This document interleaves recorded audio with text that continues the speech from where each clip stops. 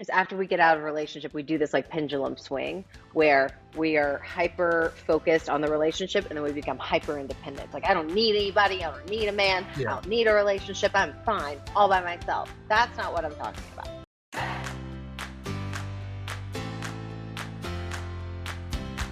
Hey, welcome to the Dating Detox Show. My name is Eric Wooten, and with me, as always, is the lovely Megan Toma. How you doing, Megan? I'm doing fantastic. Thank you for asking. Awesome. Well, we Yeah. are here today to talk about signs that would indicate you're actually ready to date.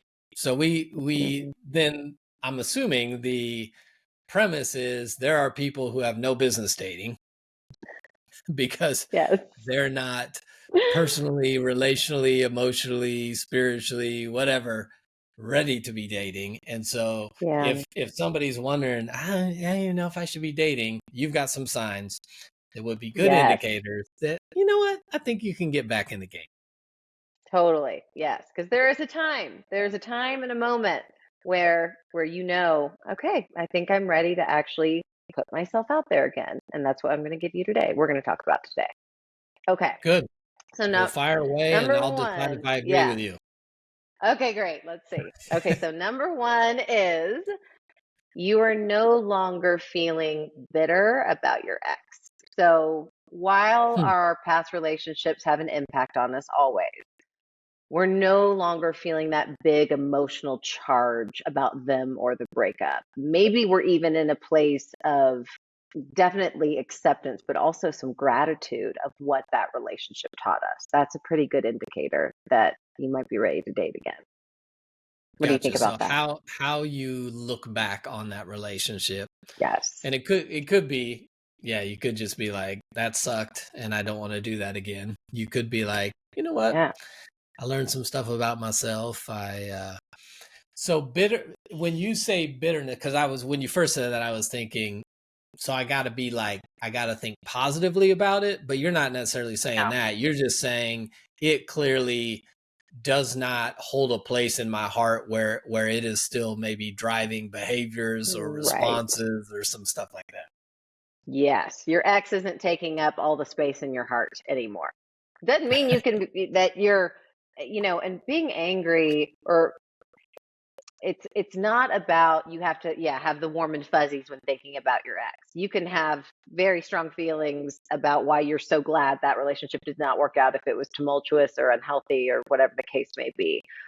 But it's not taking up so much energetic real estate in you anymore. You feel more free of it. There's less of that charge there when you think about your past relationships. Yeah. Yeah. And I would add, it's not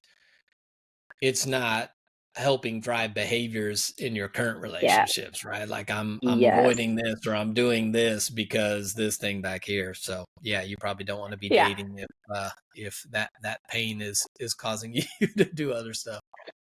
Yeah. Yeah. Exactly. Okay. So number two is you're actually getting excited at the thought of meeting new people. So you're excited about meeting new people. When you think about dating, there's this part of you that almost feels drawn to it. Like you have some intrigue or some curiosity, and you're excited to just have new experiences or new possibilities that dating will bring you. So we Yeah. talked last show about one of the don'ts was don't like give up and not get in there. Yeah. So would you say are you saying this, I'm excited again in the context of like I've moved past the old relationship, or I'm excited again like, man, dating's work, but I guess I'm excited about it? Is it more tied Yeah. to I'm over this, or because there are some people that may be over this, but also are kind of like, whew, that feels like a lot of work. I just like to chill at home. Yeah. Yeah. Yeah. Well, I think you could still be ready to date, and I have a point later about this, but we actually this is my next point, so I'm just going to go right into it. Perfect. There's a part of you that's become a little more independent. That's actually a great indicator that you're ready to date again because you have found again in life, if you lost a bit of yourself in a past relationship, what brings you joy, what's fun for you. You enjoy having time with your friends and your hobbies and going to work out or going to, do things outside, whatever that looks like. But what we often do sometimes is after we get out of a relationship, we do this like pendulum swing where we are hyper focused on the relationship and then we become hyper independent. Like, I don't need anybody. I don't need a man. I Yeah. don't need a relationship. I'm fine all by myself. That's not what I'm talking about. I'm talking about how you have a life. You're very alive in your life. You have things going on in your life.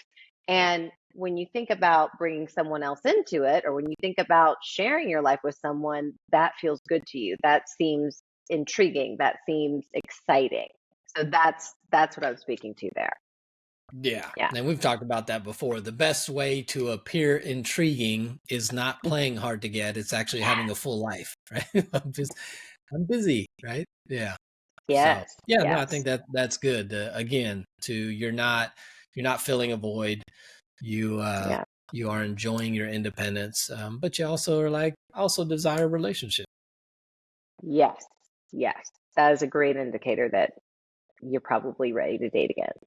Another one is the fourth one is you use healthy coping strategies when you're upset.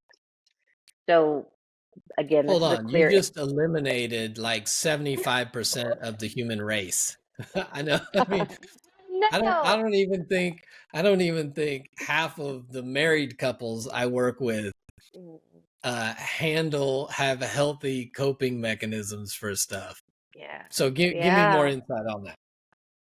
So this means you've done some emotional healing after your breakup.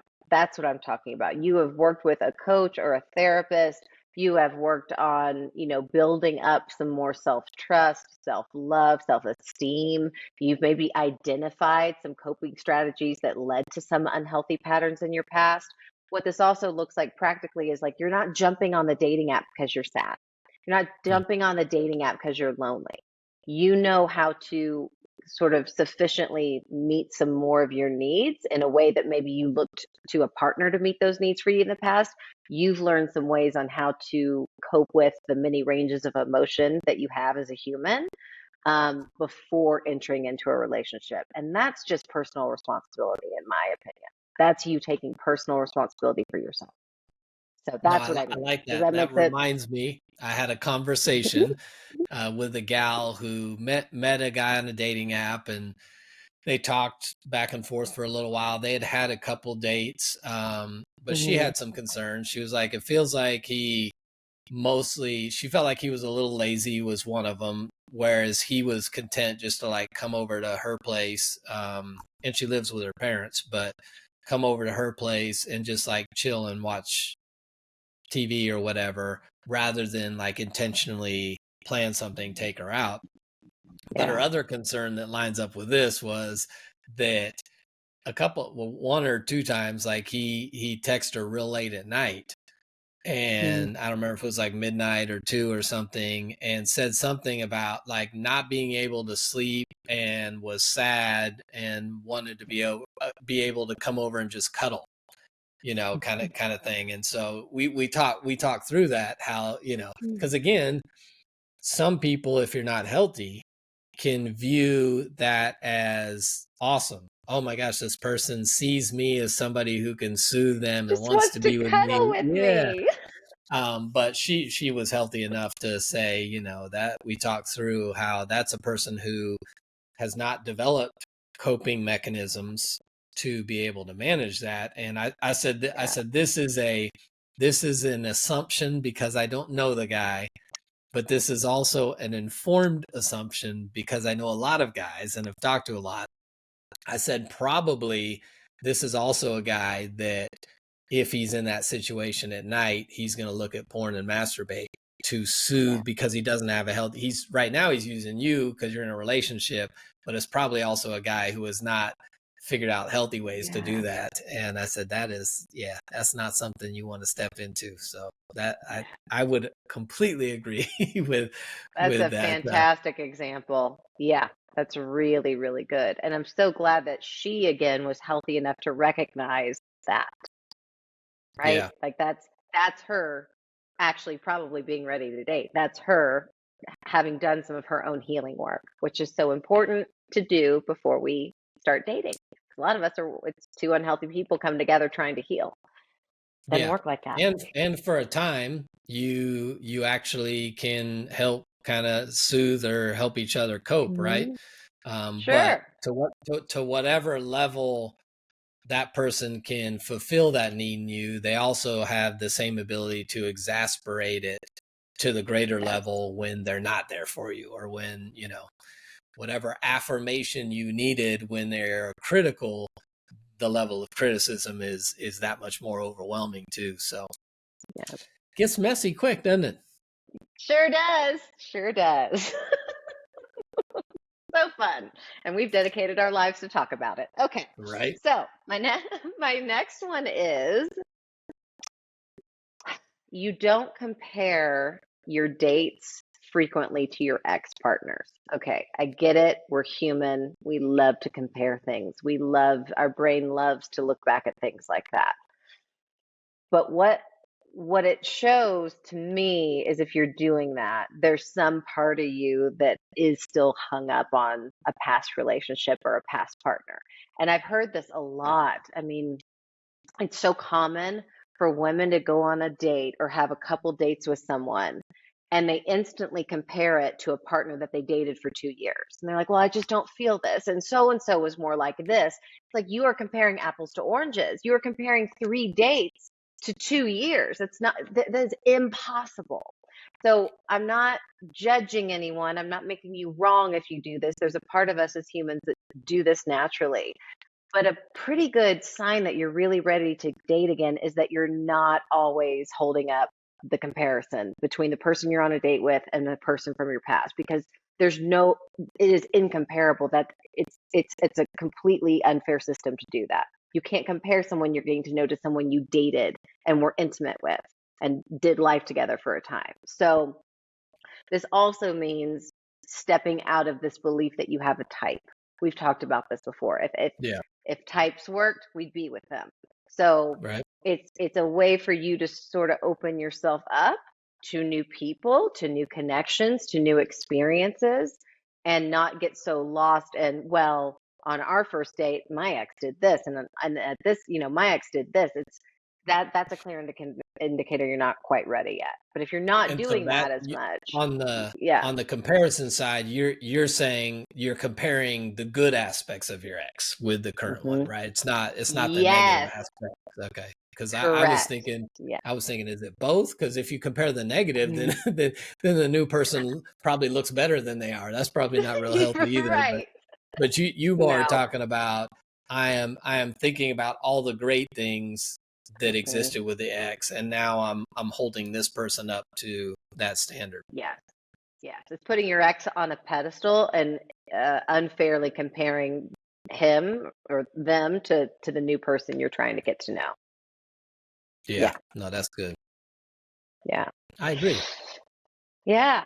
So this next one, number 6, is really important, and it speaks again to never giving up on your own personal development, your own growth, and your own healing process. So number 6 is you can identify what did and did not work for you in your past relationships.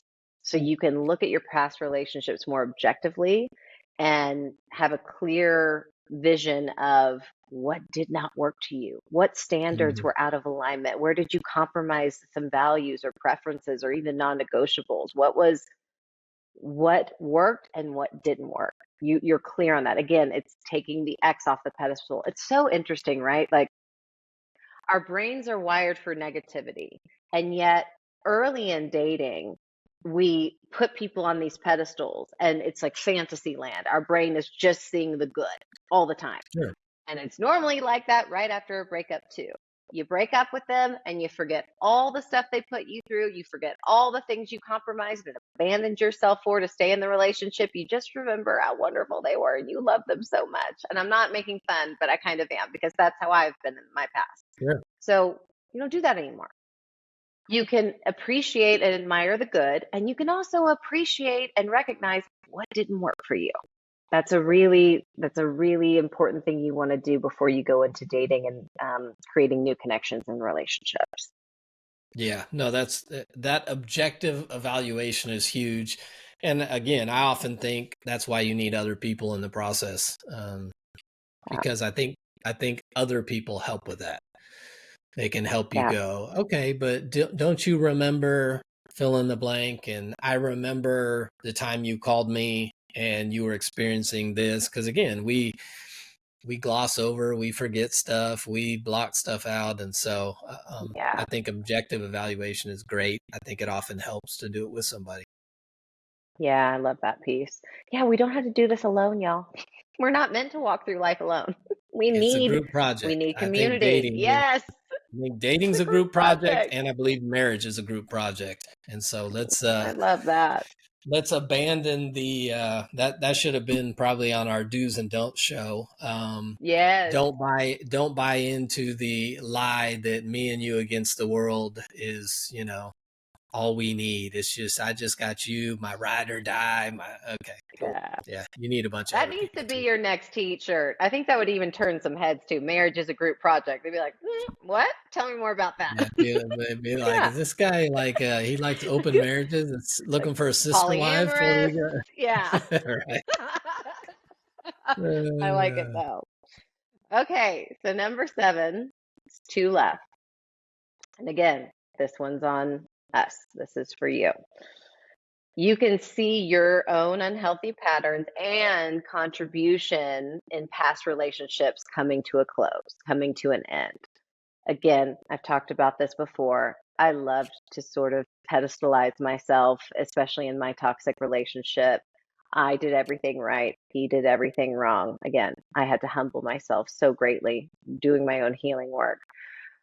But it's so easy, and I might trigger some people when I say this, but let's say a partner cheats on you physically, emotionally, whatever that looks like, or does something really horrific. It's a huge betrayal.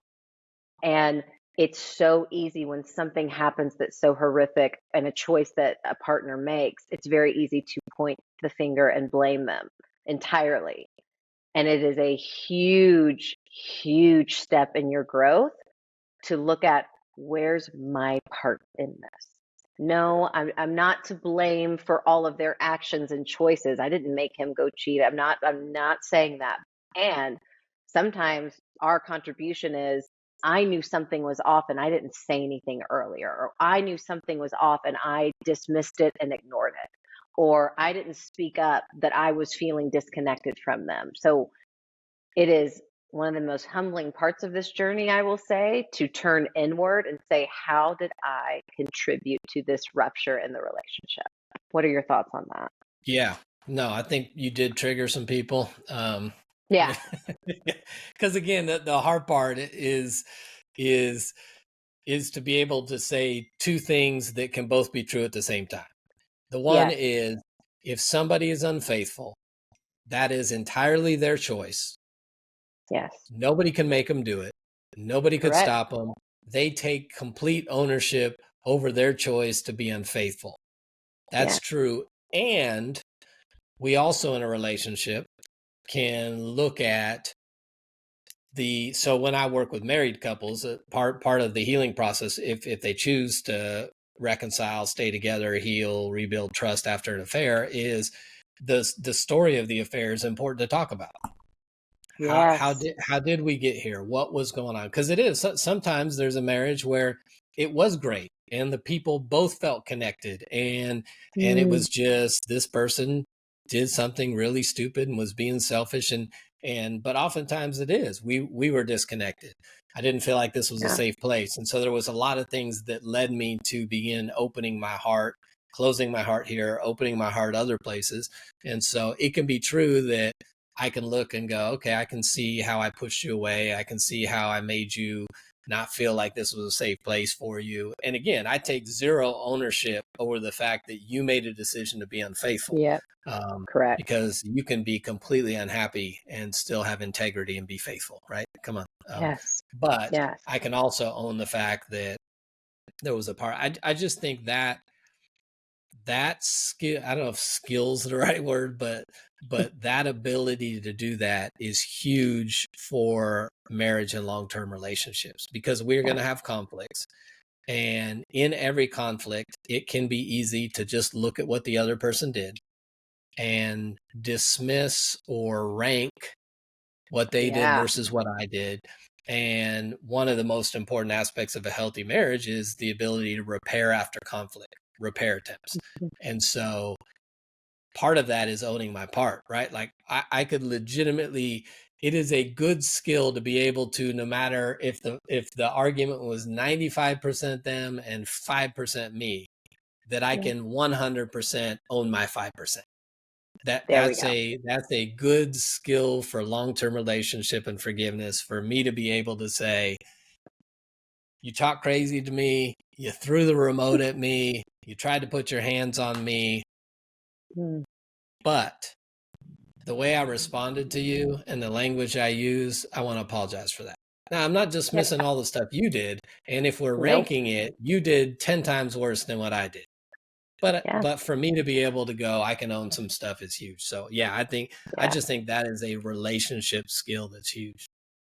Huge. And do you agree that well, I mean, I know you do because you're about to get the t-shirt, that we need support. We need support in that almost level of mastery in relationship. I don't Oh, know many for sure. people that can do that and have never been to a counselor, a therapist, a coach, have a community around them. I don't know those people. Maybe they're living a great life somewhere in secret, but No, I think we need help yeah, there. even when you know some of those skills, there is something neutralizing about a third party. So, for Yeah. instance, if I know me and my wife got to work on something and I bring it to her, hey, we really need to be doing more of this and I'm not getting enough of this to you, our natural reaction is somewhat some level of defensiveness. Yeah. But if we go to a conference or go to a coach or a counselor and they've assigned some homework and given us some language, if I come to my wife and say, hey, we need to do the assignment the counselor told us to do, it's already neutralized it. One, if you don't want to do it, you're not rejecting me, you're rejecting the counselor. So I don't take it as Yeah. personal. Two, Yeah. it doesn't feel like I'm attacking you because it wasn't my idea, it was their idea. And so just having an outside source trying to help people through relationships, yeah, it does a lot of things, even for people who know, but most Yeah. people need the knowledge. Even if you have the knowledge, sometimes you need the presence of a third party Yeah. to help navigate some of the conversations, for sure. The knowledge is half the battle. How many of us know what we should do, but Oh, sure. actually do it all the time? Yeah. No, we got to get Yeah. realistic. And we got to outsource, we have to outsource the help that we need in order to get the healing that we need. So, Yeah. yeah, and to have the harmonious relationships. Okay, so my last one, the 8 signs that you might be ready to date again, is that you have clear dating goals. And you know what? I'm actually going to kick this one off to you because you have a fantastic way, I think, of explaining this. What do you think what could some people's dating goals be? So, as I've said on previous shows, the primary goal of dating should not be marriage. And Mm-hmm. so, and you can go listen to last week's show and other shows if you want to hear my why on that. But yeah, no, I think part of the day, I would definitely say that the dating process should be as much about a person learning what they need and Mm-hmm. don't need, what they want and don't want in a relationship, and where they need to change and grow, as it should be about, do I find a marriage partner? Yeah. And I think if I have Yeah. that mindset of this, because there's no other way to figure it out, right? That's like the people who are sitting around, waiting for Mr. Right or Mrs. Right or whatever. I'm like, even when they come, you've got no experience. You don't Yeah. you don't even know what you do or don't need. You don't know where you need to change and grow because you're not actively engaging in the dating process, is building relationships with people. So I'm developing relationship skills in the dating process that are necessary for me to be able Yes. to sustain a relationship. That. I'm learning where I need to change and grow. I may have a habit that continually gets confronted in dating relationships that all by myself, I don't think it's an issue. But when I'm Right. confronted with another person, I go, you know what? If I'm going to be successful in this, if I'm going to find somebody I can live with, I probably need to grow here. I need to change. I need to adjust. So yeah, I think whatever goals you come up with, it should be as much about me figuring out what I do and don't need in a relationship, what I do and don't like in another person, and where I need to change and grow as it is, let me find Yeah. a marriage partner. Yes. And I love what you said about the skills because I teach this so often and I believe it wholeheartedly. Anyone that you're dating right now, you are either practicing with your future partner or for your future partner. Like one of these people might become the one, or you're practicing for the one.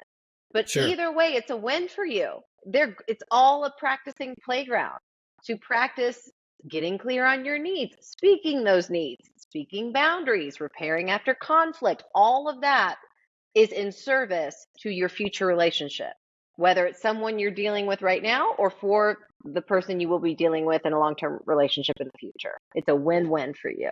So I love that. Which also means if you have half a heart, the person that you're dating, if it's not for you, is for somebody else.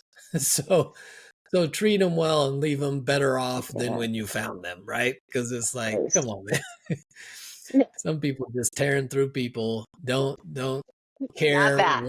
one bit how the Yeah. way you're treating them now is going to negatively impact them in their next relationship. And so no, those are good. Yeah. Those are good signs. I would also, if I had to, I think some of these go with it, but if I had to throw some stuff, I think another sign you're ready is that you're content as a single person, which kind of goes with your thought on independence. Like if you're And not it, content with who you are and your life now, and when I say content, I can be content and also have a desire for a spouse, right? I can have a sure. desire to be married, but also be content. So I'm not saying content to the point of I'm indifferent. I don't want a relationship. Mm-mm. I mean, content. You're good. You're happy Yeah. with who you are. You're happy with the life you have, but you can also desire, I would love to have a spouse and a family someday. So I think being content, I also think for people of faith, if you are not in a place where you both feel solid about your faith and have good community around your faith, I would say you're not ready to date. So this is more not ready, um, Mm-hmm. because that's an important area for them, and they're not solid in it. I would say the same thing sexually. If you're a person who is not in a healthy place in your sexuality, you're not ready to date, because you're going to get into messes and you're going to give stuff away and you're going to use it as a tool and you're going to do all kinds of stuff. So I would say those would be a couple reasons why I'd say you're not ready. Yeah. Would be if you're not in a good place, a healthy place in either of those, spiritual life or sexually. Yeah. Yeah. That's really good. And there's no shame in that if you're not ready yet. But just like as you were speaking to earlier, we don't want to just move through people. We don't want to use people for our loneliness, for our sadness, for our temporary fix. You know, being in relationship is sacred. And even Yeah. dating is, I mean, it's important. It's important to be ready. And, you can still, it doesn't mean that you're again perfect and you have it all figured out and you've gotten all the healing that you need. No, of Right. course not. I No, mean, we're when all you're in process. when you yeah. And I don't think two unhealthy people come together to heal, but I do think two healthy people come together to heal even more deeply. Um, but but if you're not ready, just make that okay and don't jump in and dive onto the dating apps or, put yourself out there necessarily if you're not ready yet. Honor that. Honor that knowing. And if you align with some of the things we listed here today, jump in there. Go for it. Start dating. It's what Get you the want. numbers up. Get out there. Let's Get do your this thing. numbers up. I love that I saying agree. more Awesome. than Well, anything. there you are. 8 signs that you are ready to date again, and maybe a couple signs that you should not be dating. Hopefully that was helpful. Again, if you have not downloaded your free Modern Daters Playbook, will help you to know what to look out for, what to look for as you're in the dating process. You'll find that in the show notes, the description area, and we will see you back here next week.